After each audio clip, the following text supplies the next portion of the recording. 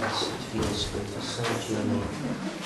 Pai nosso, que estás no céu, santificado seja o vosso nome. Venha a nós o vosso reino. Seja feita a vossa vontade, assim na terra como no céu. O nosso cada dia nos dai hoje, perdoai as nossas dívidas, assim como nós perdoamos os nossos devedores. Não nos deixeis cair em tentação, mas livrai-nos do mal. Amém. São José, rogai por nós. São Teodécimo, São Bento, rogai por nós. Pai do Filho, Espírito Santo. Amém.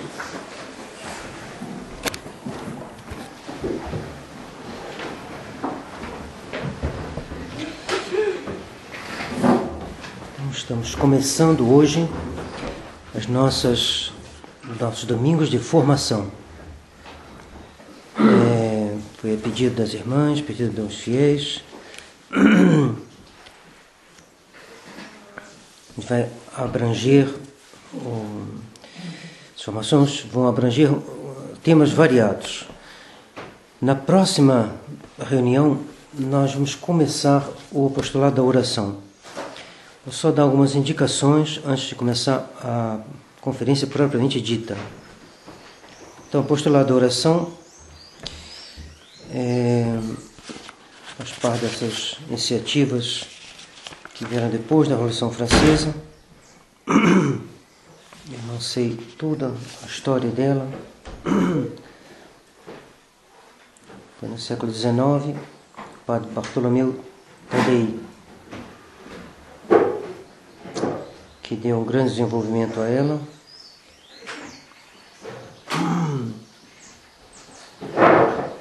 Mas ela já existia antes, no século XVIII, pelo ardor do padre Gabriel Malagrida, o apóstolo mártir,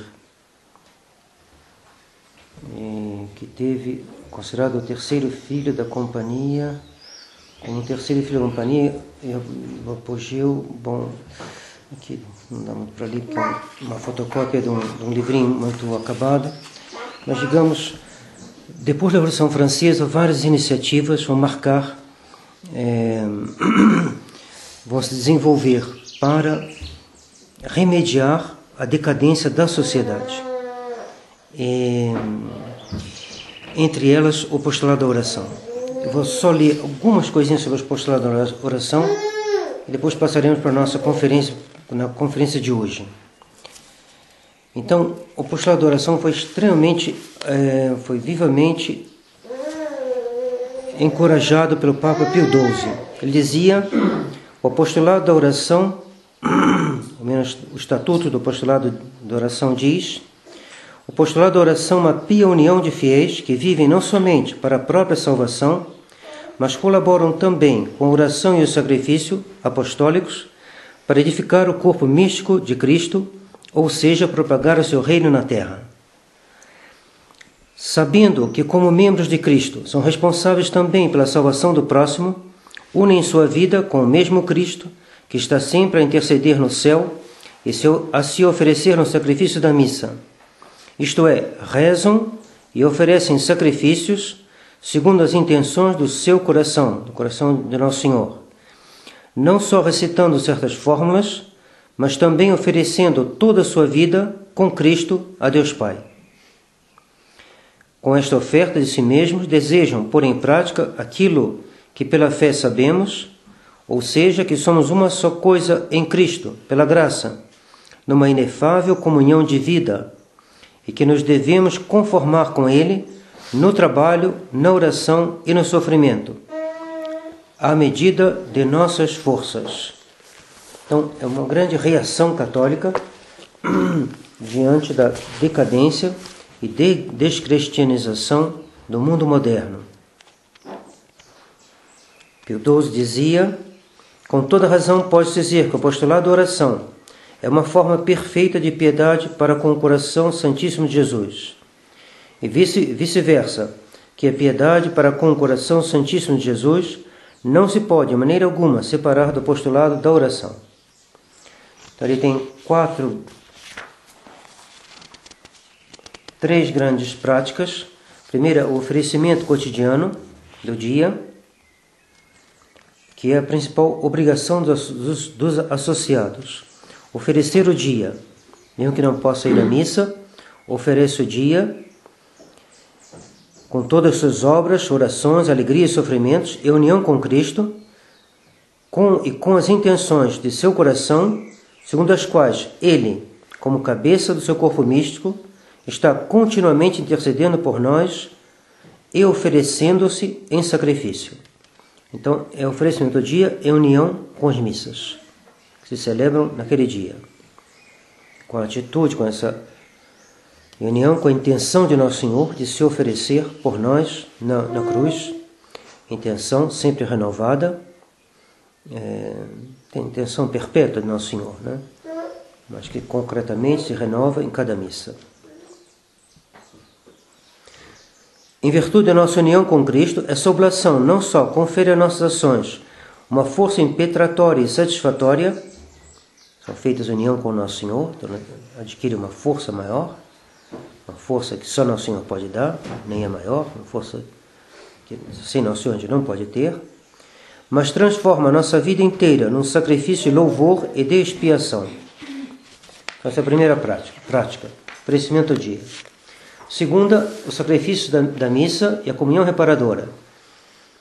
Então, o oferecimento do dia é em união com a missa, mas mesmo quando a gente não pode ir à missa.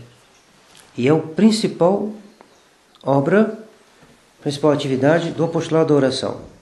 Oferecimento do dia e união com Nosso Senhor que se oferece sobre os altares. Esse é o principal. Segundo, que a gente nem sempre pode ir à missa, mas quem pode, é a segunda prática, o santo sacrifício da missa e a comunhão reparadora. Este oferecimento cotidiano recebe a sua perfeição plena da união com o sacrifício eucarístico, no qual as nossas oblações, em Cristo e com Cristo, sacerdote e vítima, se santificam e se tornam participantes do infinito valor do seu sacrifício.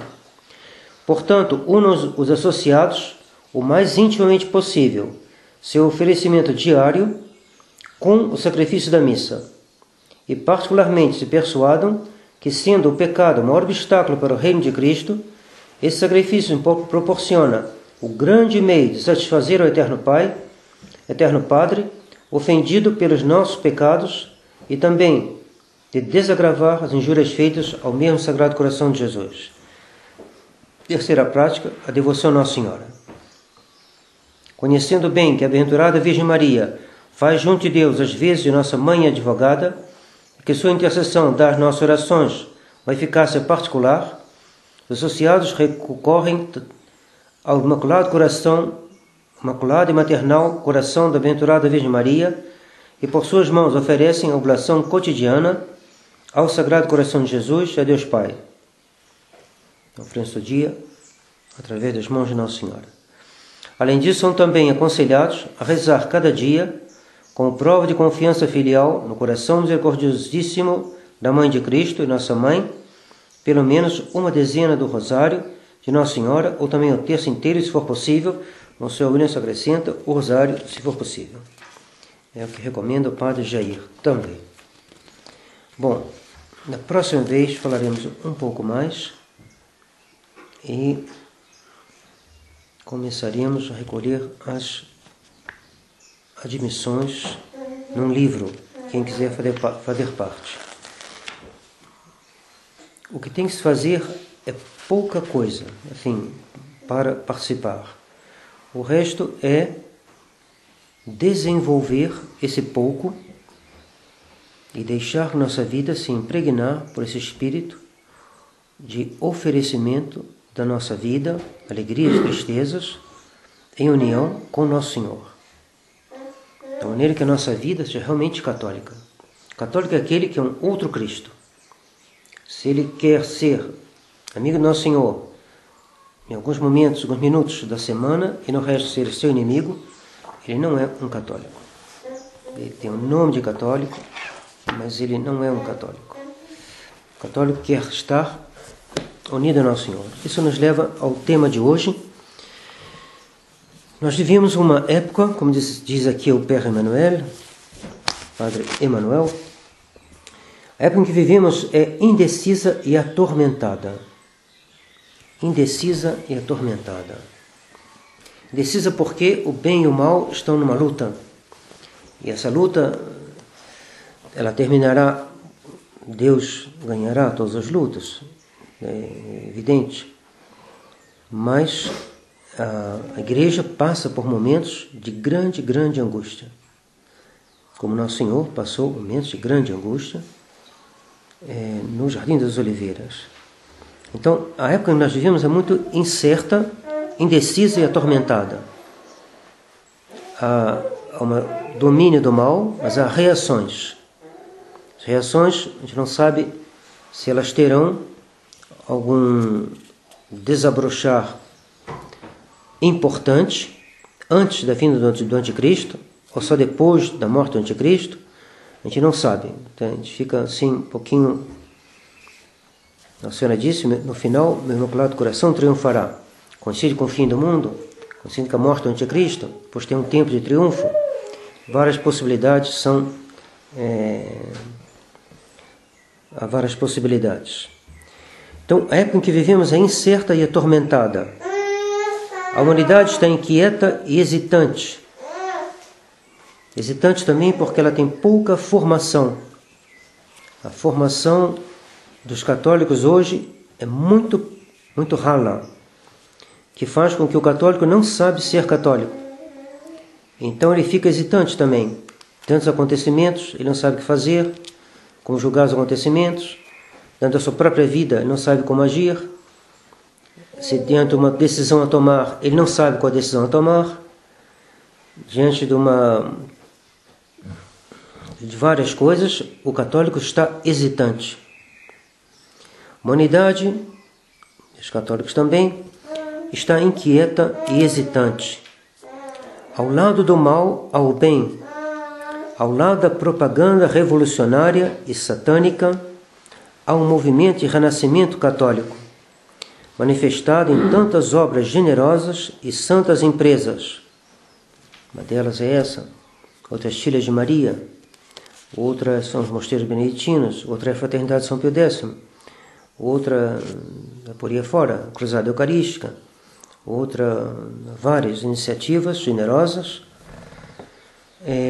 Houve tentativas também de países inteiros que se consagraram, por exemplo, o Equador se consagrou o Sagrado Coração. A Espanha fez uma concordata extremamente católica com Roma, no tempo de Franco. E a Irlanda também tinha uma excelente concordata. O presidente da Irlanda, quando Monsenhor Lefebvre ia à Irlanda, servia como acólito a missa dele, presidente da Irlanda. Então, houve generosidade, houve da parte do lado católico, houve bastante, os cristeiros. Então, ao lado da propaganda revolucionária e satânica, há um movimento de renascimento católico, manifestado em tantas obras generosas e santas empresas. As duas correntes se desenham cada dia mais claramente. Qual das duas arrastará a humanidade? Só Deus sabe. Ele que separa a luz das trevas e marca seus respectivos lugares.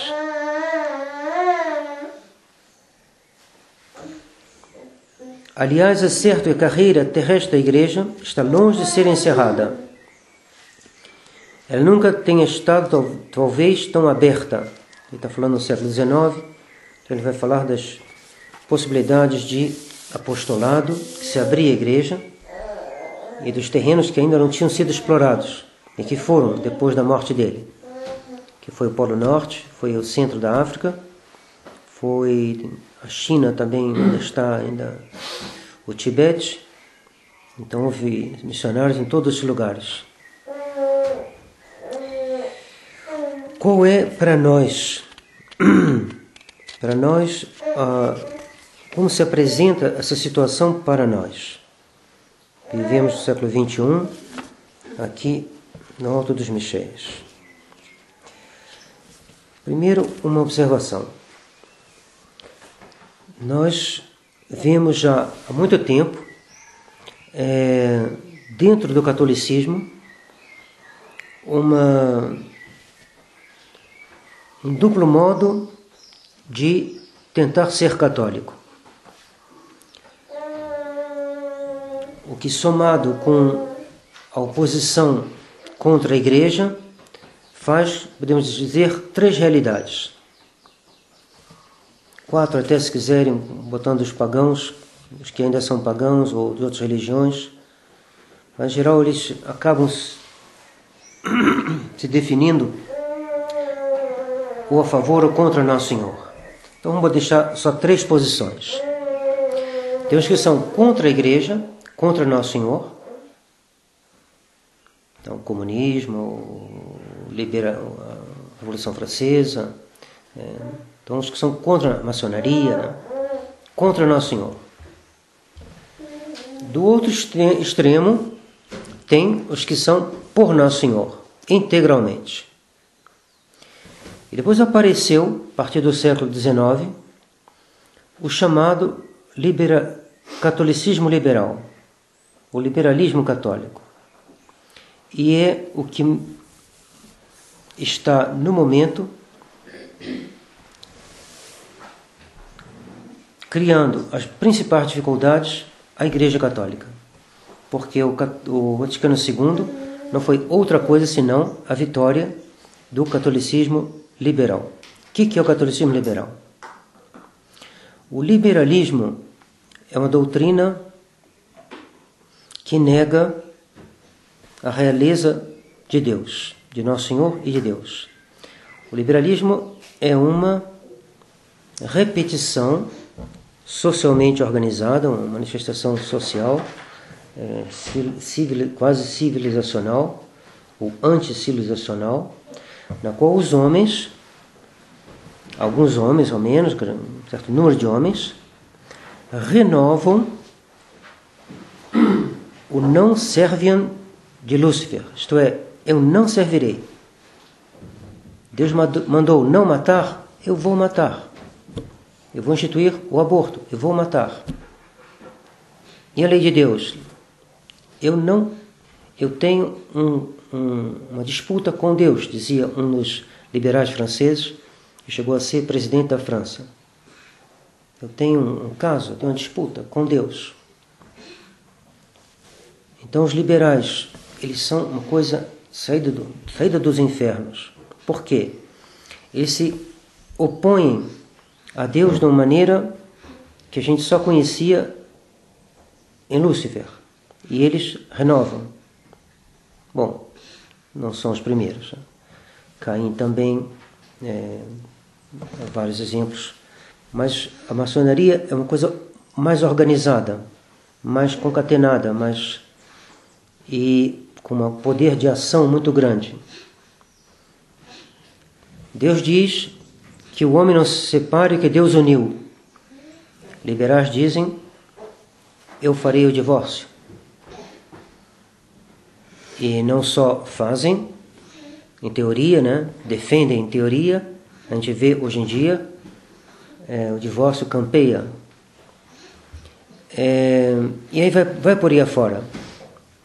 O liberalismo é a negação dos 10 mandamentos. É um ataque frontal à Igreja para que instituir um novo tipo de vida que seja contrário ao Evangelho. Contrário. Nada de humildade, nada de caridade, nada de 10 mandamentos, nada de respeito dos filhos pelos pais, nada de fidelidade conjugal, nada de religião católica, nada disso, nada de primeira comunhão. Destruir tudo o que é fruto do Evangelho. O Evangelho, pela ação da Igreja, é a redenção, a obra da redenção, que criou na Terra uma sociedade em que as almas são orientadas pelas instituições, orientadas para Deus. O liberalismo quer fazer uma sociedade na qual as pessoas sejam não mais orientadas para Deus. Estejam desde cedo, desde a escola, orientadas do lado oposto. Deixar Deus de lado e orientar as crianças, os jovens e os adultos também para a criatura. Esquecer o Criador. Ponto final. O que aconteceu? A Revolução foi tomando assim vulto, né? Foi crescendo, esse espírito de revolta foi crescendo desde a Renascença. Veio Lutero, ele vai ganhar um grande impulso com Lutero. Depois ele vem, depois a criação da maçonaria no século XVIII, dão a data de 1717, e vai chegar na Revolução Francesa. A Revolução Francesa vai ser não só na França, mas também vai se espalhar pela Europa. Vai ser uma revolução assim, europeia, na qual eles vão tentar matar os padres, suprimiram. Diziam que os votos de religião eram uma coisa imoral. Obrigavam os religiosos a desfazerem seus votos, ou então expulsos da França, para o exílio. Então houve muitos religiosos mortos, expulsados, morriam no exílio, botavam num barco e botavam em alto mar sem víveres, o pessoal morria. Então uma oposição. Por que eles são contra os votos? Porque dizem que é um absurdo para um liberal que alguém se ligue por um voto a obedecer. Não, isso é impossível. Isso é contrário à dignidade humana. Eu fazer um voto de obediência a um superior e fazer um voto de pobreza, mas é um absurdo fazer um voto de pobreza. A vida religiosa para eles é um absurdo. Então eles suprimiram da França todas as ordens religiosas, não ficou nenhuma. Cartuchos, beneditinos, dominicanos, franciscanas, clarissas, carmelitas, tudo se pode imaginar, tudo foi suprimido, destruído. E eles deram outros nomes aos meses. Se não me engano, recomeçaram a contagem do tempo, ano 1, ano 2, ano 1 da Revolução, ano 2, ano 3, ano 4, e fizeram uma nova constituição do clero, que o rei Luís XVI assinou. Depois o Papa Pio VI falou para ele que ele fez muito mal em assinar, que ele tinha que tirar a assinatura dele. Ele retirou e, em consequência, foi decapitado. Bom, então a gente vê que essa oposição não é brincadeira. Não é assim, uma coisa de história, não é uma brincadeira. Eles vão para valer. Os abortos estão aí, morre. Eu já tinha esse dado direitinho na cabeça, depois eu perdi o dado. Mas morre mais ou menos, nessa ordem de grandeza. Tantas crianças por ano de aborto, quanto morreram de pessoas na Segunda Guerra Mundial. Pode ser um pouquinho mais ou menos, ou então cobrindo 2 anos, não sei, mas é nessa ordem de grandeza. Então, a gente não está em guerra, mas morre-se tanto quanto no tempo da guerra. E, pelos meus cálculos, até mais, porque a guerra durou 4 anos, né? Acho que em 1 ou 2 anos morrem tantas crianças quanto morreram nos 4 ou 5 anos da Segunda Guerra Mundial de pessoas, que foi 50 milhões. Então a gente vê que essa oposição não é uma simples figura, assim, um exagero, uma hipérbole, né? Não. Então, de um lado, os liberais, do outro lado, o catolicismo. Agora, tem uma posição intermediária. E essa posição intermediária é a que mais fez mal aos católicos nos últimos 50 anos. Podemos dizer, nos últimos 150 anos.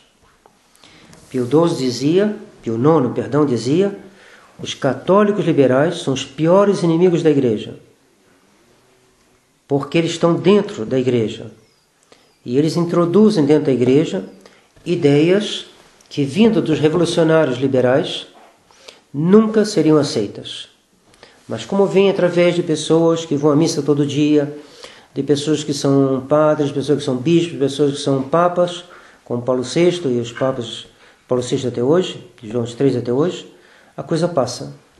E o catolicismo acaba aceitando. Não aceitaria se isso viesse da maçonaria diretamente. Aceita porque vem de padres, de seminários, de bispos, de cardeais e de papas. Então, o que é o liberalismo católico? Dom Delatte, que era um abade beneditino, dizia numa frase que eu não me lembro as palavras exatas, mas a ideia é a seguinte, quase exata. Ele dizia: o católico liberal é alguém que está sempre procurando medir a dose de catolicismo que a sociedade atual pode suportar. Então, se ele chega na família dele, as pessoas dizem, não, mas esse negócio de casar na igreja ninguém mais suporta, esse negócio de confessar não suporta. Ele cede e vai dizer, bom, não dá, então é melhor, um padre liberal, ele não vai falar dos pecados, e vai dizer que em outros tempos foi melhor guardar a castidade e fazer um casamento na igreja. Ele estará sempre procurando dosar a quantidade de catolicismo que a sociedade moderna está disposta a aceitar. E o que ela não está disposta, ele fala, bom, então, está disposto, bom, não vou insistir, vou deixar. Daí os católicos liberais, estão sempre procurando um jeito de dar comunhão para casais divorciados e recasados. Por quê?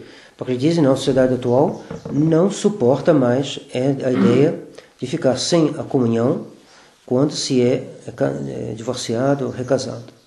Então nós vamos ver qual é a dose de catolicismo que a sociedade atual suporta. A sociedade atual não suporta viver sem televisão. Então vamos benzer a televisão, ao menos a gente vai lá, quem sabe, ela vai funcionar melhor e a pessoa vai... Então eu vou sempre dosar, em vez de eu ensinar o que Nosso Senhor ensinou, eu vou fazer um meio catolicismo. Um catolicismo, para as crianças, na França, todos é comum, costume, todos bebem vinho, mas para as crianças, também os adultos, por mortificação, São Luís fazia isso, bota sempre água, um pouquinho de água no vinho. Chama-se cortar o vinho. Para o vinho também é uma mortificação, cortar o vinho, mas para o catolicismo é um desastre. Então, é um catolicismo aguado, um meio católico.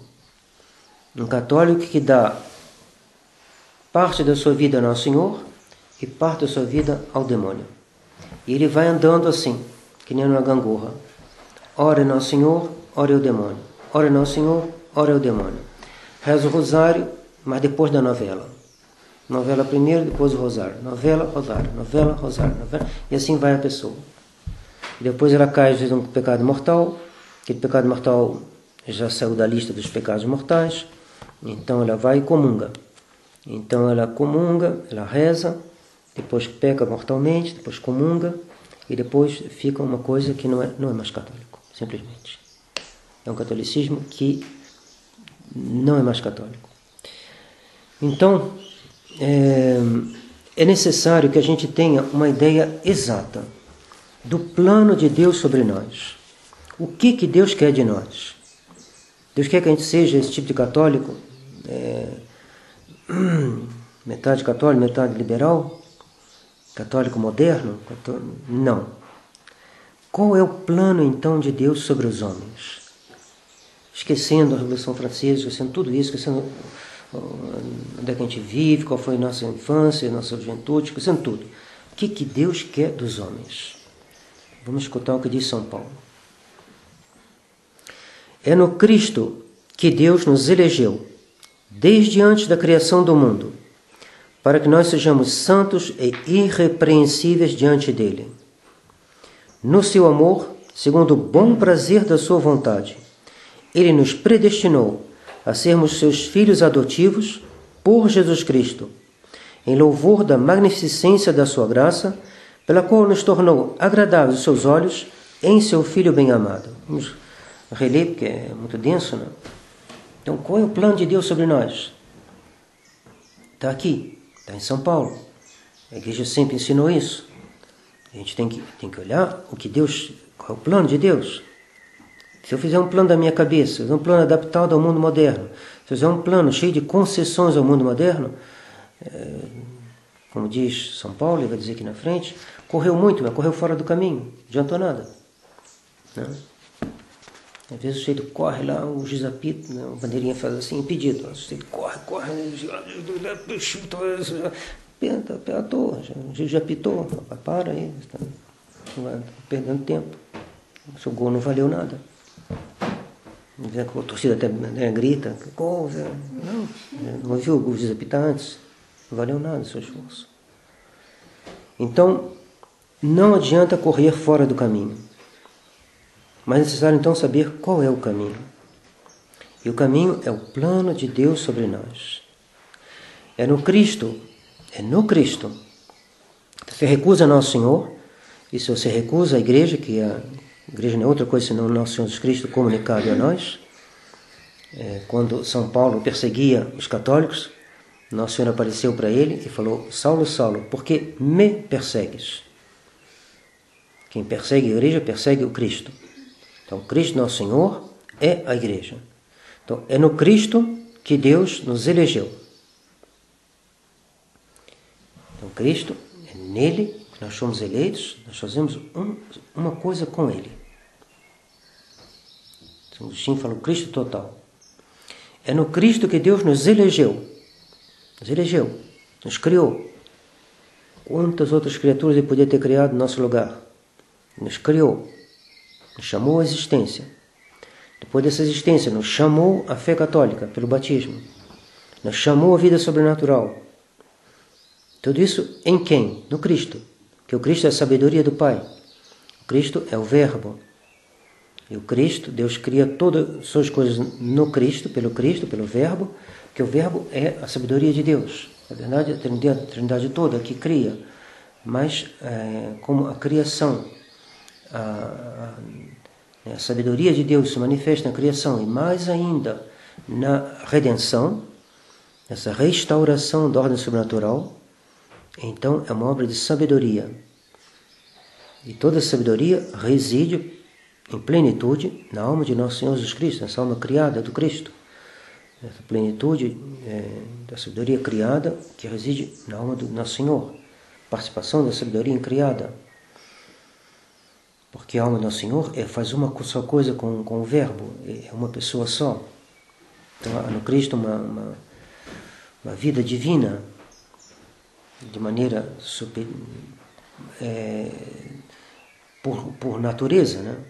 Nosso Senhor é o Filho eterno do Pai, primogênito entre muitos irmãos. Aquilo que Ele tem por natureza, porque Ele é o Filho do Pai, Filho eterno do Pai, nós vamos ter por adoção. Por isso que Ele diz, é no Cristo que Deus nos elegeu, Deus escolheu tal pessoa, né? Todas as pessoas estão aqui chamadas pelo batismo. É no Cristo que Deus nos elegeu, desde antes da criação do mundo. Deus não tem tempo em Deus. É uma maneira de dizer como a gente é precioso no plano de Deus. Porque quando eu faço uma coisa tendo em vista um fim, esse fim, né, quando alguém vai fazer uma casa, ele vai comprar o material na Vermar. Por que vai comprar o material na Vermar? Porque ele já tem um fim, uma finalidade. Ele já sabe o que ele vai fazer. O que ele vai fazer? Uma casa. E para fazer essa casa, ele vai atrás dos materiais. Então, o fim é o primeiro na intenção. Primeiro na minha intenção. É o último na execução. A última coisa que vai ser feita é botar a chave na mão do dono da casa. Mas é primeiro na intenção. Por isso a gente pode dizer, antes da criação do mundo, Deus nos elegeu. Por quê? Porque a sua intenção é essa participação da vida divina em nós. Deus tem essa intenção. Deus não tem tempo. Porque nós estamos... Deus fez tudo para o Cristo.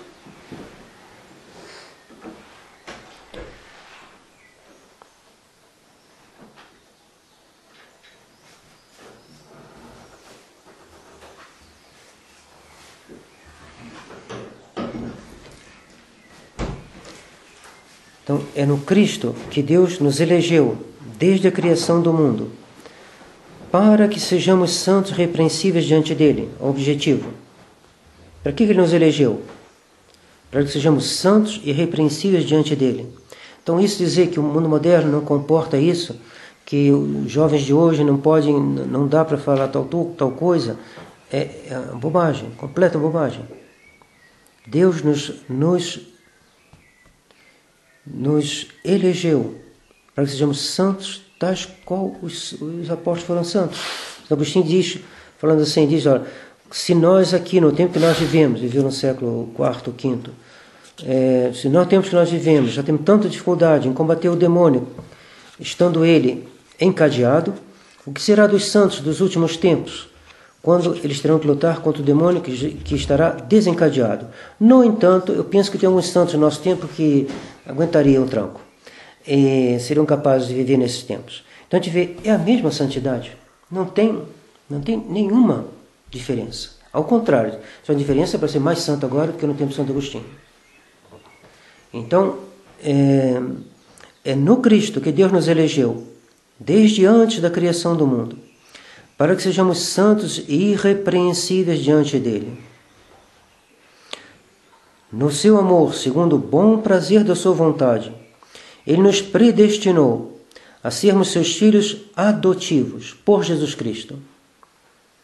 O que o nosso Senhor é por natureza, porque ele é a pessoa do Verbo, então ele é por natureza Filho eterno do Pai, gerado eternamente pelo Pai, sem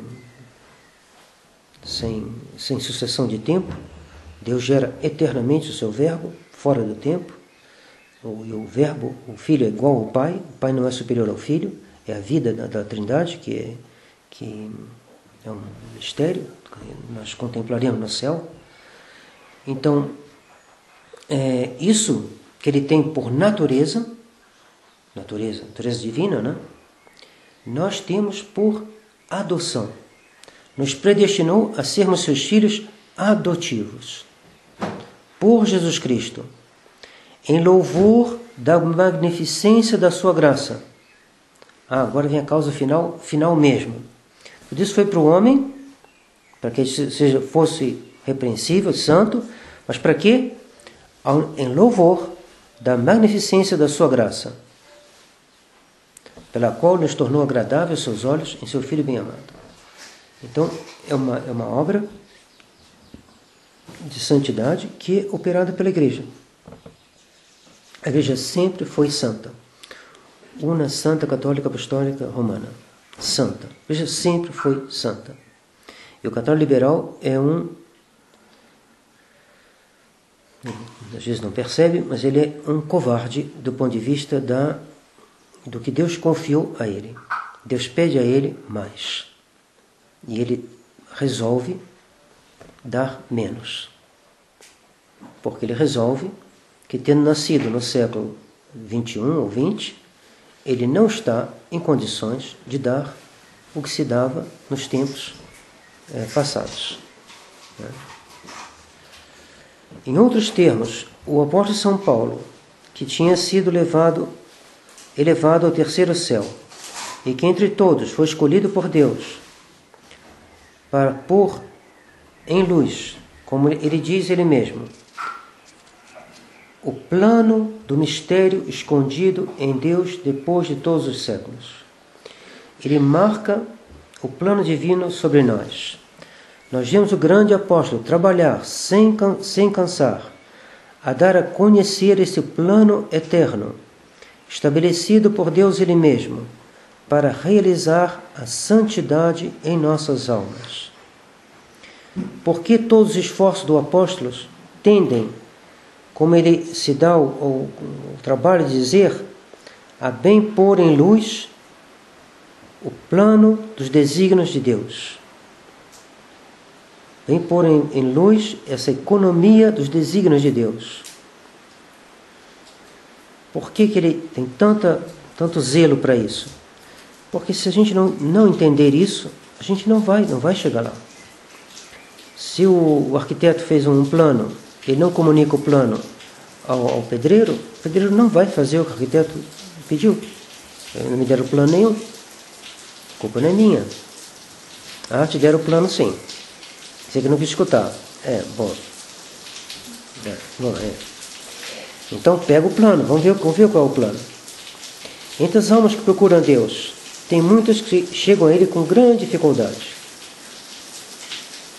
Umas porque não têm nenhuma ideia precisa do que é a santidade. Ignorando ou deixando de lado o plano traçado pela sabedoria eterna, elas fazem consistir a santidade em tal ou tal concepção, fruto da sua cabeça. Elas querem se conduzir unicamente elas mesmas, se apegando às ideias puramente humanas que elas se forjaram, elas se perdem. Elas fazem grandes passos, mas é fora do caminho traçado por Deus. Elas são vítimas das ilusões contra as quais São Paulo punha já em guarda os primeiros cristãos. Outras almas têm noções claras sobre alguns pontos de detalhe, mas lhes faltam uma vista de conjunto.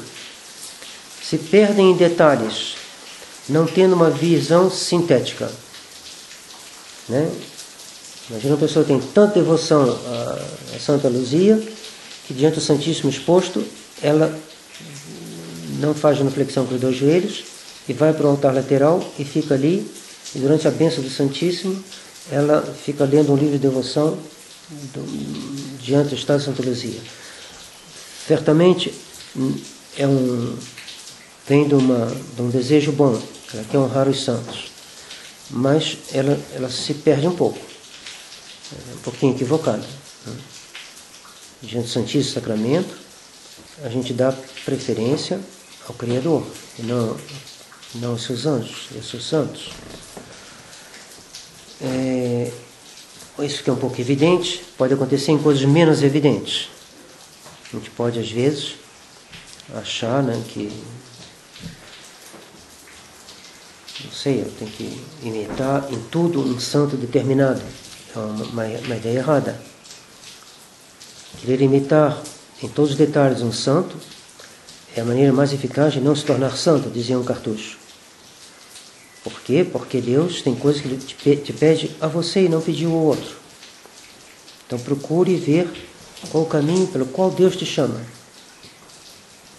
Então é necessário ter uma visão sintética, conjunto. Essas almas derrapam, não avançam, se atolam. Sua vida se torna um verdadeiro trabalho, labor, submetido a incessantes dificuldades. Trabalho sem entusiasmo, sem alegria, sem resultado. Porque essas almas concedem aos seus atos uma importância maior ou lhes dão um valor menor do que elas deviam ter no conjunto. As devoções que devem ter devem ser as devoções da igreja. Nunca botar a comunhão abaixo de uma outra coisa. Você veio à missa hoje? Não. Por quê? Não, porque eu prometi, fiz uma promessa de todo domingo ir lá no centro a pé, dar uma voltinha e vim para cá. E cheguei atrasado na missa. Mas que promessa idiota é essa?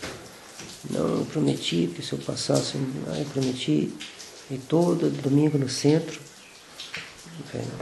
Se fizer uma promessa, isso não tem sentido, rapaz. E você deixa de ir à missa para fazer isso. Você está equivocado. Bom, esses exemplos são evidentes demais. Mas pode haver coisas que a gente pode fazer e deixar de fazer aquilo que faz parte do plano de Deus. que é necessário conhecer. É então coisa extremamente importante de correr pelo caminho, como diz São Paulo, e não ao acaso.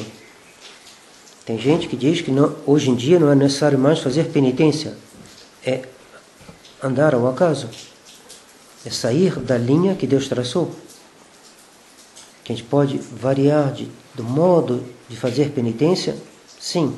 Viver sem penitência é correr para o inferno. Então é necessário não ir ao acaso, mas correr pelo caminho, de maneira a atingir o objetivo. Sic currite ut comprendatis, diz São Paulo. Correi de maneira a que você alcance o objetivo. De conhecer tão perfeitamente que possível a ideia divina da santidade. O que é a santidade? É lavar as mãos de comer? Não. Isso é boa coisa, sim. A santidade não está nisso. Tem pessoas que podem ter uma ideia errada da santidade, insuficiente. Botar tudo numa virtude só e esquecer as outras. E fazer muito jejum. Rapaz, você faz jejum, mas você é insuportável. Ninguém pode suportar. Você vive brigando todo mundo, pisando no pé de todo mundo, gritando. Que adianta o seu jejum? Não, eu sou muito santo. Por que você é santo? Eu faço jejum. Oh, rapaz, não basta isso. O Sal dizia, não basta ser bom, é necessário parecer bom também. Rapaz, tem que parecer bom. Você é ótimo, você é um santo, mas você é um santo que ninguém aguenta. Então, tem alguma coisa errada aí. Aí vira seu manual que você pulou uma página. Então, examinar com maior cuidado para se adaptar ao plano traçado por Deus Ele mesmo, para nos fazer chegar até Ele. É somente a esse preço que se realizarão a nossa salvação e a nossa santificação. Numa matéria tão grave, uma questão tão vital, nós devemos olhar e pesar as coisas como Deus as olha e as pesa. Nós não devemos julgar as coisas segundo o nosso gosto, diz São Francisco de Sales, mas segundo o gosto de Deus. Se nós somos santos segundo a nossa vontade, nós nunca seremos bem. É necessário que nós sejamos santos segundo a vontade de Deus. A sabedoria divina é infinitamente acima da sabedoria humana. É interessante ver Monsieur Lefebvre. Monsieur Lefebvre não inventou nada. A gente ia perguntar uma coisa a ele e dizia assim, vamos ver o que diz o direito canônico. Olha, o direito canônico diz isso. É o que a igreja diz. Vamos seguir o que a igreja diz. A igreja diz isso, vamos fazer. É a maneira de Deus. A igreja é a esposa do nosso Senhor. Ela não se engana. Ela não se engana. Por isso que o Senhor dizia, esse Vaticano II não é a igreja. É o que vocês quiserem, mas não é a igreja. Porque a igreja não se engana. A igreja, ela nos dá o caminho certo. Então, ela nos ensina a comungar, nos ensina a fazer ação de graças, nos ensina a confessar, nos ensina o que é pecado, nos ensina o que não é. Por isso tem o estudo da moral. A igreja tem vários decretos sobre a moral. Grande número de decretos. Ali está a verdade. Se se afasta daquilo, se afastou de Deus. Ah não, isso é moral antiquada. Não, a moral não é nem nova nem antiquada. A moral é uma lei eterna. Jesus Cristo, ontem, hoje e sempre. A sabedoria divina está infinitamente acima da sabedoria humana. Os pensamentos de Deus contêm fecundidades que não possuem nenhum pensamento criado. Eis porque o plano estabelecido por Deus é de uma tal sabedoria que ele não pode falhar no seu efeito. Dom Santo Pio X dizia: quem comunga com frequência, com intenção reta, embora seja melhor que ele comungue sem ter nenhuma afeição ao pecado, mas se ele não tiver nenhum pecado mortal na consciência e comungar com uma intenção reta, não é possível que ele não chegue a não ter nem mesmo afeição ao pecado. Então ele diz: quem comunga com reta intenção, preparando bem essa confissão, fazendo uma boa ação de graça, fazendo uma confissão, uma comunhão com fé, ele diz, chegará à santidade. São Luís Grande Montfort diz: a alma que pede a santidade, que pede com humildade, com confiança, com perseverança, a obterá infalivelmente, porque Deus disse: pedi e recebereis, mesmo que seja 1 hora antes de morrer. Então, isso aí, a gente vê os santos, São Pio X, São Luís Grande Montfort, repetindo o quê? O que nosso Senhor nos ensinou. Aquele que comer da minha carne, beber do meu sangue, viverá por mim, como eu vivo pelo Pai. Então, não é complicado. Não é complicado. Mas como o liberalismo se opõe a Deus, e como o liberalismo católico cede para agradar os lá de lá, ele cede e ele não faz mais o que Deus quer. Então ele faz comunhões sem preparação. Muitas crianças hoje vão para a primeira comunhão sem se confessar. Eu já vi, vários já me disse que contaram, sem se confessar. Comunhão vai dar fruto? Claro que não. E se comungar direito, se manter aquela postura, se obedecer à lei de Deus, o que acontece? Chega a santidade. O que está dizendo São Paulo aqui. Se nós deixamos a ideia divina, todo o seu poder de operar em nós, se nós nos adaptamos a ela com amor e fidelidade, ela se torna extremamente fecunda e pode nos conduzir à mais sublime santidade. Quem são os santos? São simplesmente a pessoa que levou a sério os meios que a igreja deu para ele de santificar. Eu vou levar isso a sério. Comunhão é coisa séria? Eu farei seriamente. Deve fazer ação de graça depois? Eu farei ação de graça depois. A gente deve rezar o terço? Eu vou rezar o terço. Deve se esforçar para rezar bem? Eu vou esforçar bem. Não deve ter televisão em casa nem ver novela? Não vou ter televisão em casa nem ver novela. O seu Tissier, mas em Raul falou: essa caixa do demônio. Eu vou botar uma caixa do demônio na minha casa? Não. Isso aqui é a caixa do demônio? Não, obrigado. Então, viu uma imagem é pecado mortal? Claro que não. Por que a gente não deve ter televisão em casa? Porque ela não está na mão de Pio XII, ela não está na mão de São Pio X. Quem anima os programas não é São João Bosco. Se fosse São João Bosco, está ótimo. Mas não é. Fazer o quê? E a gente, como tem um sujeito em Renault, diz assim: eu espero nunca ter a hipocrisia de dizer que eu vou comprar uma televisão e eu vou controlar. Porque eu sei que se eu botar uma televisão na minha casa, eu não vou controlar. Eu vou ver tudo. Porque eu nunca tive. E quando a gente compra uma coisa que a gente nunca teve, a gente quer ver tudo que tem lá dentro. E eu sei que se eu comprar, eu vou ver tudo. Então, Padre, reza para mim, nunca que eu tenha essa hipocrisia de dizer que eu vou controlar. Mas, isso é um detalhe, né? São Paulo não fala da televisão aqui, eu estou fazendo uma aplicação. Tem televisão dentro de casa, já está pecando mortalmente? Não. Mortalmente, você liga a televisão, vê uma coisa que não é boa e dá o seu consentimento. Pecado mortal. Você está botando uma coisa na sua casa que pode ser um perigo para você, para os seus filhos. Então, você está brincando com uma coisa que é melhor não ter. Melhor não ter.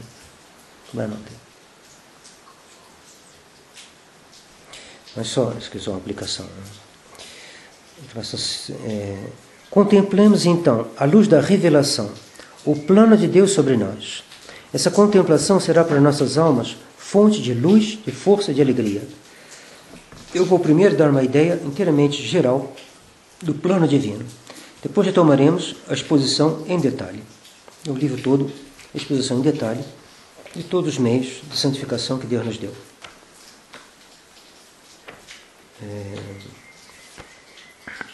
Tudo. Então, um resumo dos meios de santificação. Esse livro de Dom Marmion, um monge, um grande monge. O Sr. Lefebvre tinha um grande apreço por ele, citava com muito gosto nas conferências aos seminaristas. Então ele expõe aqui a missa, a comunhão, a devoção à Nossa Senhora, tudo. A razão humana pode demonstrar que existe um ser supremo, causa primeira de todas as criaturas, providência do mundo, renumerador soberano, fim último de todas as coisas. E nesse conhecimento racional das relações que ela mantém, que ela manifesta, desse conhecimento racional das relações que ela manifesta entre as criaturas e Deus, decorrem para nós certos deveres para com Deus e para com o próximo.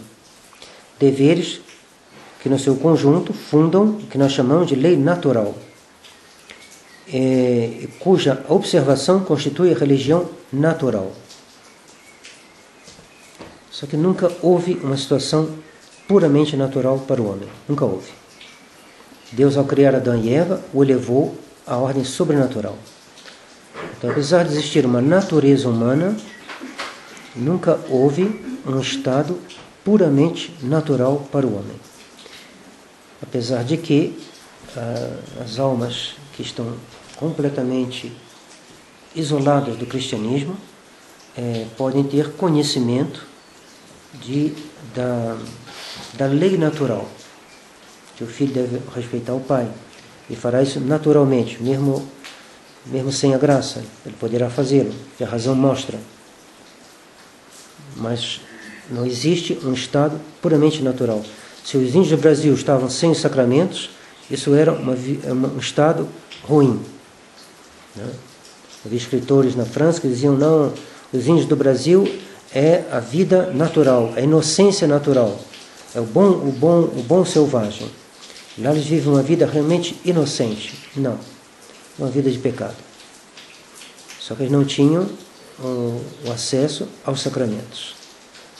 Então, eles tinham alguma luz pelo uso natural da razão, mas por causa do pecado original, que estava nele também, essa utopia de dizer que eles eram os bons selvagens inocentes, é uma falsidade, não é verdade. E essa lei natural, nem nos selvagens, eles não guardam inteiramente. Eles guardam alguns aspectos, mas é impossível que guardar a lei natural, mesmo a lei natural, só natural, é impossível de guardá-la totalmente, de conhecê-la perfeitamente, de guardá-la totalmente sem a graça. Então, os povos que viviam longe da revelação nunca tiveram um conhecimento e uma observância dessa lei chamada natural, que constitui então a lei natural, cuja observação constitui a religião natural. Mas nossa razão, tão poderosa que ela seja, não pôde descobrir nada com certeza da vida íntima de Deus. A vida divina lhe apareceu infinitamente distante, numa solidão impenetrável, lucem inhabitat inaccessibilem, a luz que habita, a luz inacessível onde Deus habita, de São Paulo. A revelação veio nos inundando da sua luz. Ela nos ensinou que em Deus há uma inefável paternidade. Houve muitas ideias erradas sobre Deus no paganismo. E a revelação veio nos mostrar que Deus é Pai. Há vários títulos. Pai porque Ele é Criador, nós somos obras de Suas mãos, mas Ele é Pai no interior dEle mesmo, que é o dogma da Santíssima Trindade. Deus é Pai, é o dogma fundamental que todos os outros pressupõem, dogma magnífico, que deixa a razão confundida, mas que enche de admiração a fé e transporta as almas santas. Então dizer que a espiritualidade de Santa Teresinha não é outra coisa senão tirar as consequências dessa grande verdade. Deus é Pai. Um dia uma irmã entra, ela está trabalhando, está costurando assim, na cela, não sei onde, e uma lágrima estava escorrendo. Aí a irmã, devia ser assim, muito íntima dela, pergunta, por que você está chorando? Ela diz, eu comecei a rezar o Pai Nosso, não consigo passar da primeira palavra. Então, Deus é Pai. eternamente, antes que a luz criada se levantasse sobre o mundo, Deus é Pai no interior dele mesmo, na Santíssima Trindade. Então, antes que a luz criada levantasse sobre o mundo, Deus gera um Filho, ao qual lhe comunica sua natureza, suas perfeições, sua beatitude, sua vida. Pois engendrar é comunicar o ser e a vida. Tu és meu filho, eu hoje te gerei, hoje eterno. A vida é então em Deus, vida comunicada pelo Pai e vida recebida pelo Filho. Esse Filho, em tudo semelhante ao Pai, é único, unigênitus Dei Filius. Ele é único porque ele tem com o Pai uma mesma e indivisível natureza divina. E todos dois, se bem que distintos um do outro, por causa das suas propriedades pessoais, o Pai é Pai e não é Filho, o Filho é Filho e não é Pai. Então é um só Deus, uma só natureza divina, possuída por três pessoas, que são realmente distintas. Uma distinção de oposição. O Pai não pode ser Filho, o Filho não pode ser Pai. Porque o Pai é Pai e não Filho, o Filho é Filho e não Pai. E do amor do Pai pelo Filho, do Filho pelo Pai, procede a terceira pessoa, Espírito Santo. Eles estão unidos num amor poderoso e substancial, de onde procede a terceira pessoa, que a revelação chama por um nome misterioso, Espírito Santo. Tal é o que a fé pode conhecer. Tanto quanto a fé pode conhecê-lo, o segredo da vida íntima de Deus. A plenitude e a fecundidade dessa vida são a fonte e a felicidade incomensurável que possui a inefável sociedade das três pessoas divinas. E Deus vai nos chamar a entrar em sociedade com Ele. Assim como um sócio, que tem um negócio, ele chama alguém para entrar em sociedade. Pois bem, Deus chama a gente para entrar em sociedade com o Pai, Filho e Espírito Santo. Isso é a graça de adoção. Porque a gente é chamado a entrar na sociedade enquanto filho. A gente não entra por semelhança ao Pai, a gente não entra por semelhança ao Espírito Santo, a gente entra por semelhança ao Filho.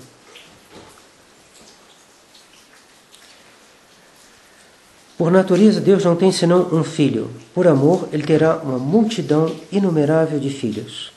É a adoção, é a graça de adoção sobrenatural.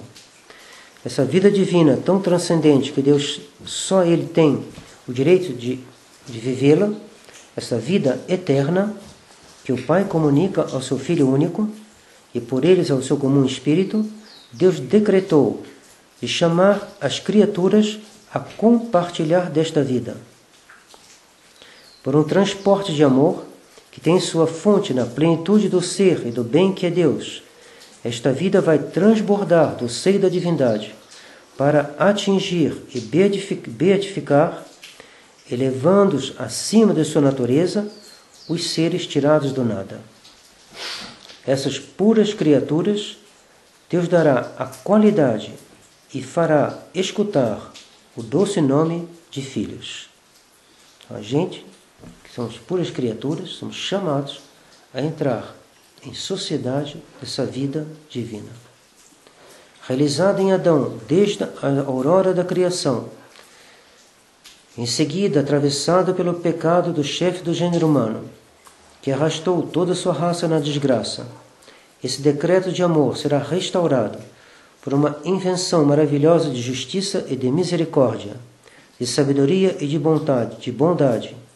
Eis que o Filho único, que vive eternamente no seio do Pai, se une no tempo a uma natureza humana, mas de maneira tão estreita que essa natureza, sendo perfeita nela mesma, pertence inteiramente à pessoa divina a qual ela está unida. A vida divina comunicada em plenitude a esta humanidade, essa alma de Nosso Senhor, seu corpo e sua alma, faz dela a própria humanidade do Filho de Deus. é a obra admirável da encarnação. E deste homem que se chama Jesus Cristo, chama Jesus, o Cristo, é verdade dizer que ele é o próprio Filho de Deus.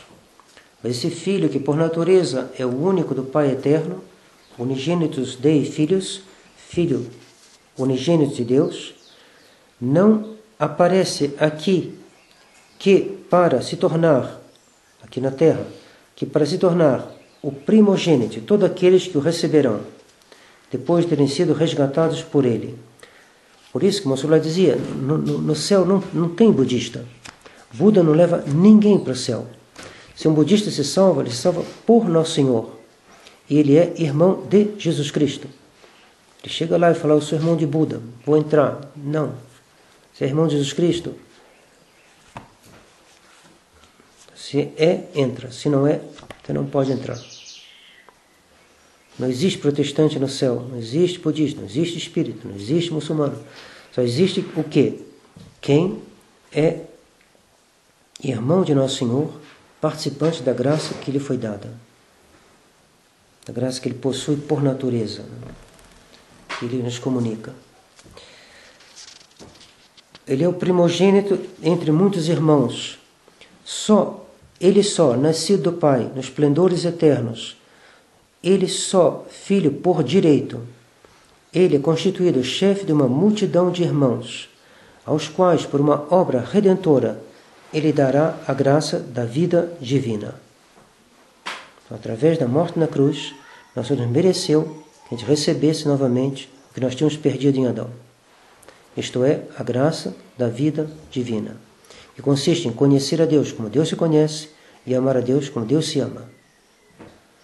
De tal maneira que a mesma vida divina que deriva do Pai no Filho, que decorre do Filho na sua humanidade, na humanidade de Jesus. Então, o Filho, que é Deus, essa graça passa para a sua humanidade.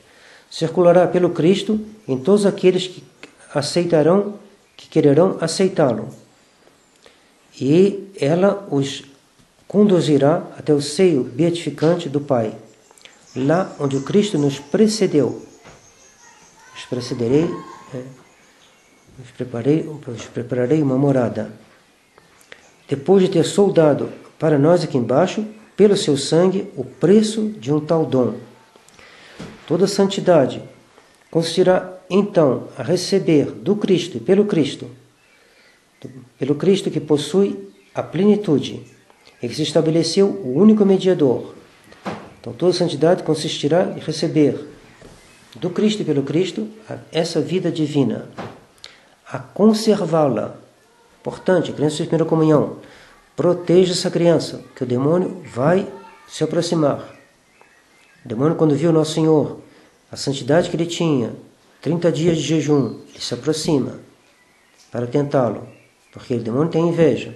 Ele tem inveja terrível de uma criança que está em estado de graça, que recebeu a primeira comunhão. Então ele deve não só receber, mas conservá-la e aumentá-la sem cessar, por uma adesão sempre mais perfeita, por uma união sempre mais estreita com aquele que é a fonte. A santidade é então um mistério de vida divina comunicada e recebida. Comunicada em Deus, do Pai ao Filho, por uma inenarrável geração, comunicada fora de Deus, pelo Filho à sua humanidade, a qual se uniu pessoalmente na encarnação, então a alma de Nosso Senhor, mas depois, através dessa humanidade de Nosso Senhor, é dada às almas e recebida por cada uma delas, na medida da sua predestinação particular, segundo mensuram donaciones. Deus previu para nós um grau de santidade diferente, de tal maneira que o Cristo é verdadeiramente a vida da alma, porque Ele é a fonte e também o dispensador. A comunicação será feita aos homens na igreja até o dia fixado pelos decretos eternos de Deus, ao terminar essa obra divina sobre a terra. Nesse dia, o número dos filhos de Deus, dos irmãos de Jesus, terá chegado à sua perfeição. Aí será o fim do mundo. Quando o número dos eleitos chegar será completo, será o fim do mundo. E então uma multidão inumerável desses predestinados cercará o trono de Deus para receber as fontes vivas da beatitude, sem mistura e sem fim, para exaltar as magnificências da sua bondade e das suas glórias divinas. Então, as almas santas glorificarão a Deus. O fim último de tudo é a glória de Deus. Essa união será eternamente consumada quando Deus será todo em todos. Tal é, nas suas grandes linhas, inteiramente gerais, o plano divino. Tal é, num resumo, essa linha descrita da obra sobrenatural. Quando na oração a alma considera essa grandeza, essas atenções da qual é gratuitamente objeto da parte de Deus. Deus não tinha nenhuma obrigação de nos criar. Deus não tinha nenhuma obrigação, é o misterioso, mas é assim, de resgatar a humanidade decaída. Não tinha obrigação. Tem que adorar esse mistério, mas Deus não tinha obrigação, nem tem obrigação de tirar o pecador do seu pecado. Quando na oração a alma considera essa magnificência, essas atenções, do qual ela foi gratuitamente objeto da parte de Deus, ela sente a necessidade de se abismar na adoração e de cantar o louvor do ser infinito que se abaixa até ela para lhe dar o nome de Filho. Entoar um cântico de ação de graças, que como vossas obras são grandes, ó Senhor, como vossos pensamentos são profundos. Ó Deus, quem é semelhante a vós? Vós multiplicaste vossas maravilhas e vossos desígnios em nosso favor. Ninguém é comparável a vós. Vós me alegrais, ó Deus, pelas vossas obras, e eu estremeço de alegria diante da obra de vossas mãos. Eis porque eu vos cantarei, tanto quanto eu viverei. Eu vos celebrarei, tanto quanto eu tiver um sopro de vida. Que minha boca seja cheia de louvor, a fim de que eu exalte a vossa glória. Repleatur os meu laude cantem gloriam tua. Então, eis aí, resumido, né, o plano. E esse plano é realizado pela igreja. E a igreja é tradição. Então, se afasta da tradição, se afasta da igreja. Porque diz os sacramentos não são 7, são 8. Tem que ter o batismo no Espírito na Canção Nova lá com o Padre Jonas. Está errado. Não sei se diz isso. Então, peço desculpa, Padre Jonas, o negócio dele é meio estranho. Bom, mas se eu quero inventar um caminho novo que não faz parte da tradição, eu estou correndo num caminho que não foi Deus que traçou. E se não foi Deus que traçou, não reclamo depois de não ter chegado no caminho. Você quer ir para o centro, tem que pegar o ônibus que está marcado centro. Se está marcado Amparo, você vai parar em Amparo, não reclame depois. E a tradição é o caminho. Eu sou o caminho, a verdade e a vida. O caminho está aqui. Então, na próxima vez a gente continua. Hoje vou rezar a missa às 4 horas lá na capelinha. Eu não sei se nesses dias de formação eu suprimo essa missa ou não. Porque tem gente, às vezes, que não consegue avisar todo mundo. Pode ter gente que vem também assim. Então, eu verei ainda depois se a gente faz 2 conferências ou uma só.